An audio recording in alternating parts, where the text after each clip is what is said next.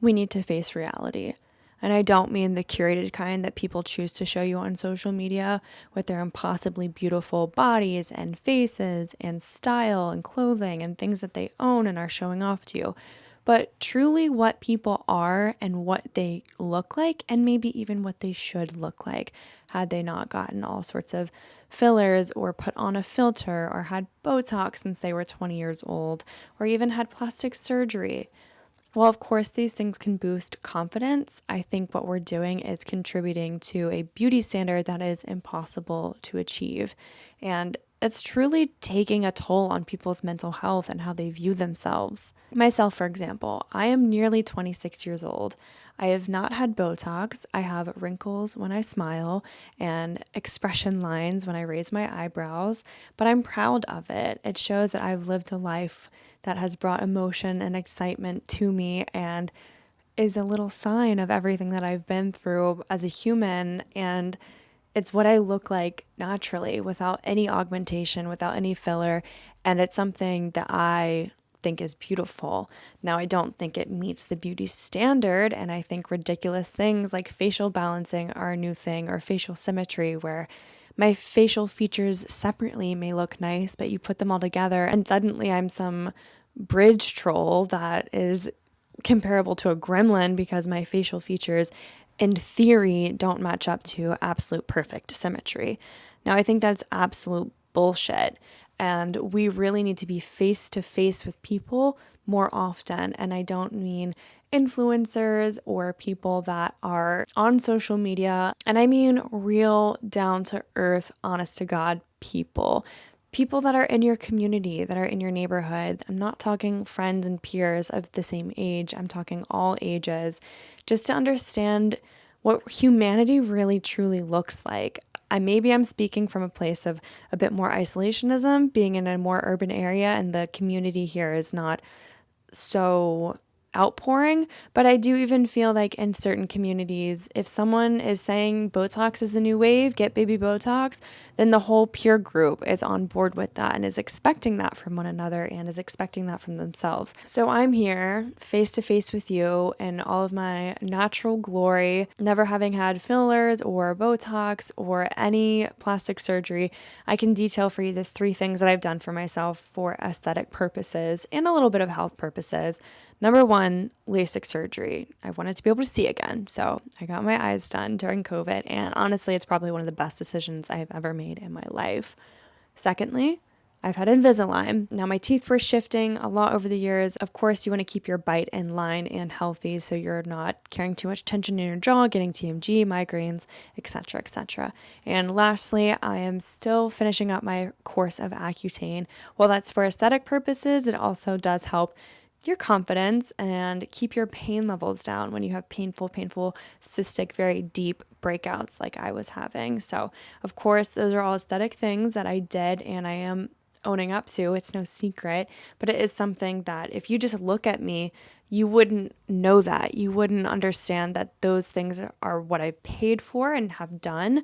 You would just think that that is who this person is, because when you meet someone for the first time or see a first impression on social media, it doesn't come with a disclaimer. It doesn't come with a backstory. And I think that's the problem that young people are facing, millennials are facing, of they see images on social media of impossibly beautiful people and they expect that they should look like that and that other people should look like that. And if they don't look like that and other people don't look like that, there is some sort of failure in place. And I know that that is not the case. We are all beautiful individuals. Our uniqueness, our quirks are what bring so much individuality and personality to our appearance, and then also who we are as people. I really think the influencer era is causing a lot more harm than good. And I do think people are getting exhausted of trying to chase this unobtainable beauty standard that shifts every few years. Now, myself, for example, my nails, they're not always perfect. My hair is not always done. I don't wear extensions. I've never dyed my hair. The only thing I do to it is cut it. My teeth are barely whitened when I whiten them at home. I don't have flawless, poreless glass skin. I don't have the biggest lips. I don't have the smallest pointiest, sharpest, straightest nose. My jawline is not the most defined. I don't have the tightest tummy without any rolls. I have cellulite on my ass. I wear it with pride. I've had injuries and I have scars and I have freckles and I have molds. And those are all parts of what make me me and show that I've existed, show that I've lived in this lifetime, and shown that I am enjoying my time here on earth while I'm in this body. No, I don't want to be striving for perfection and taking 30, 40, 50 minutes every morning and night just to upkeep my appearance and waste my life away looking like a picture and not actually living out my life as a human being. I think a lot of people are chasing this frozen image of themselves. They want to freeze in time. They don't want to age. They want to look perfect. They want to look photo camera ready 24/7. And chasing that, and by doing so, they're missing out on the greater joys of life. And it is really sad that people see that, but they want that for themselves as well. And I think we're missing a big part of the human experience, which is just being unique, being individual, having your own journey, having your own path. Doing what everyone else is doing is not going to bring you joy unless you're living in your truth and you're living in your alignment. And by being ashamed of certain parts of your body or by certain things because you don't see it online and people are shaming other people for it, you're denying your own authenticity and you're shoving yourself into this cycle of shame and this hole of shame, and it's only going to isolate you and make you feel depressed. And I'm here to tell you that there are people that still look like people online. I think that's why I love YouTube so very much. I see people in real time authentically. They're not editing. Maybe they're posed a little bit. I definitely try to always look to the right so you see more of the left side of my face, left side, best side. Like that's something that's ingrained into me and something that I believe. And unfortunately, it causes me to maybe not be so free with my movements when I'm filming, but at the same time, at least you see me moving and I'm not fully posed and filtered to the gods and looking unreal. I look like myself, and I love YouTube for that. People genuinely look like themselves. But even on YouTube and even on Instagram, anywhere really, you can still see someone moving in real time, but that doesn't mean that they're not curated. That doesn't mean they're not polished up for that day's filming or photo shoot. That doesn't mean they're not still showing you only the best of the best. I think we need to realize social media is really only a highlight reel that people want you to see, and you're not going to see when they're not looking their best or feeling their best or mentally in a funk or their space is cluttered and dirty. You just will not see those things unless someone is like really letting the walls down and really letting you in. But honestly, we should not be counting on our social media, parasocial relationships to be showing us the ins and outs of humanity. I think getting grounded again and forming communities, or even just seeing people in public, like real people, real faces that aren't filtered, that aren't full of filler or Botox, or aren't full of plastic surgery. Again, if that's your MO, that's your MO. But to expect yourself to look like that when that's just not what people look like is going to drive you insane, and it's going to make you feel really bad about something that you shouldn't feel bad about. You are living, you are having an experience on this earth, and that's beautiful enough. And for anyone to make you feel otherwise, is shame on them, and let yourself be free to be as you are. Come as you are. The sole point of today's video is to come on here and show you what an unaltered female face at 25 years old looks like, because I don't think we see this often enough. I really think it's all posed, it's filtered, full of makeup, hair is really nicely done, outfit is on point, and it's been curated, and there have been hundreds of those same photos taken, but only the top 3 have been chosen to post. That's just the reality behind the scenes of what you see online.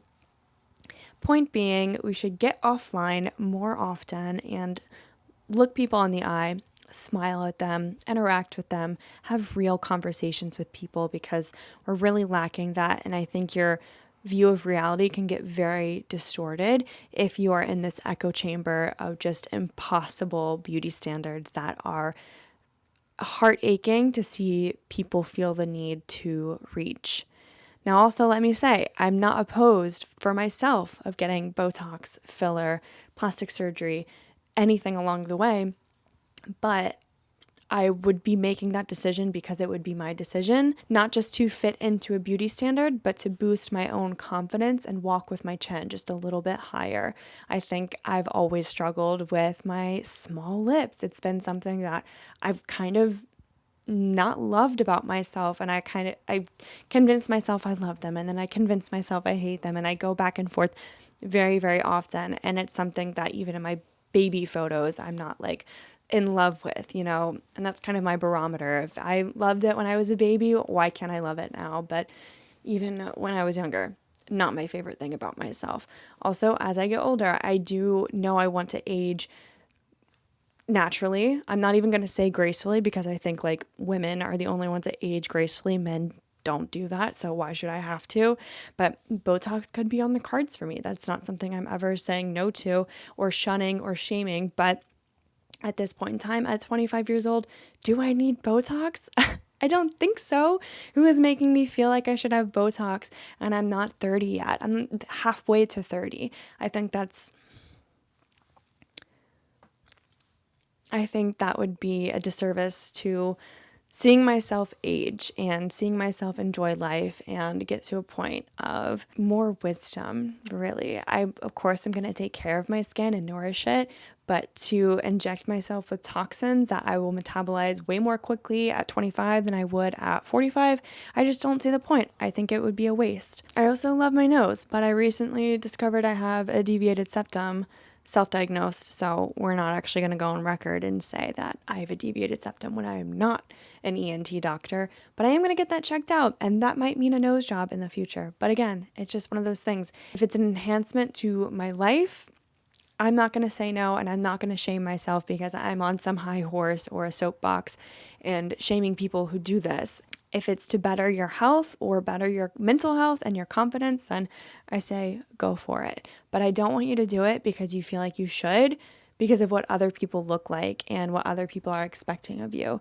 If it's truly something to do with your confidence and your health, then of course, but only do it because it's being true to yourself. I just wanted to bare it all, show you my bare face, kind of wet hair, and let you guys know that this is reality and not to get caught up in whatever else is out there. I hope you found something useful or helpful from this video. Let me know down below what your biggest social media pet peeve is. Mine are the impossible beauty standards and like body standards that women specifically are held to, whether it's your face under scrutiny or how many rolls you have when you're sitting or the cellulite on your butt when you walk. Like, all of it is just impossible to keep up with, and it's exhausting, and that's my biggest pet peeve. So let me know yours down below. I love you so very much, and I mean that when I say it. Thank you for tuning in. I will catch you guys next Sunday. Until then, don't forget to be kind to yourself, others, and the planet. Bye.